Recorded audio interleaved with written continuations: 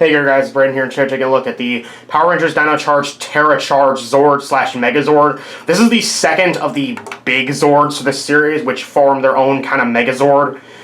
And of course are capable of combining with the Dino Charge Megazord back there, which I have not bothered to take apart and put him back into his normal mode just because I didn't feel like it, because the combination with this guy is really, really simple. The Ptera Charge Megazord is pretty nice looking. I remember being really excited when I did get this guy. He's still probably my favorite of the additional Megazords, if only because he doesn't really have any major glaring flaws that I can see, aside from his wings occasionally coming apart.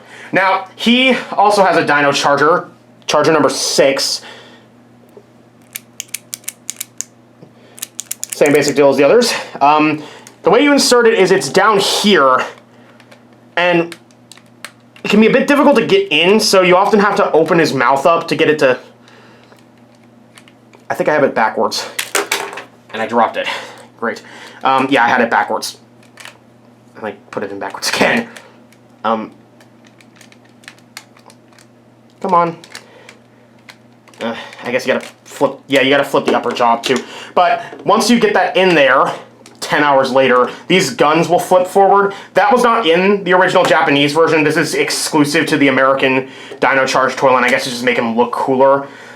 I don't know what the Dino Charger did on the original. Probably activated some sort of electronics, because I do know the Dino Charge Megazord had electronics in the Kyoryuger version. Now, this guy can turn into his own Megazord, but before we do that, he can also combine with the Dino Charge Megazord, which is going to be much simpler, so I'm going to do that first. To combine him, what you're going to need to do is flip this guy around and take this backpack piece off. And you can already see where this is going, because he can, he clips into the back, making this really heavy backpack mode. This allows the Dino Charge Megazord in the show to fly, but on the toy, all you get is a Megazord that tips over unless you tip him forward slightly because of how heavy these two are combined together. This is not a very fun combination. It's very... I like how it looks, mind you, but I would not store him this way because this backpack makes him super duper heavy. Like, yeah, see, like that. I just tapped him once and he fell over. So we're gonna liberate him from the Dino Charge Megazord just so he can have some room to breathe. And see, the arm fell off. Oh, that was so heavy. He made his arm fell off. What a mess. But either way, the Ptera Charge Megazord can also transform on himself. You'll notice the wings are very, very prone to disconnecting. That's actually because these will form his legs in his Megazord mode. He's already got some Metaton legs going on here.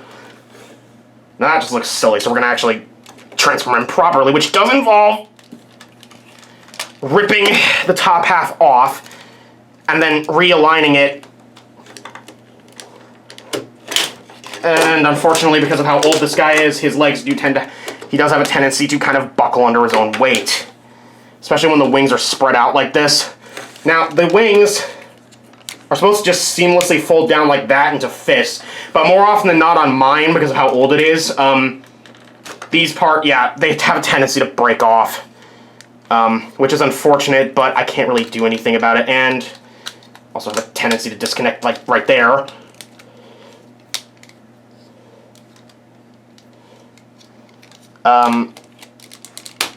But that's him in his, sort of... He's not done yet, though, because you have to... What you're supposed to do is split the crests apart, and you're supposed to make those little face guard, that face mask thing, fold over his face. But it's a bit difficult to do that, if only because of the fact that he tends to... those don't cover his face very well. And this is the Ptera Charge Megazord.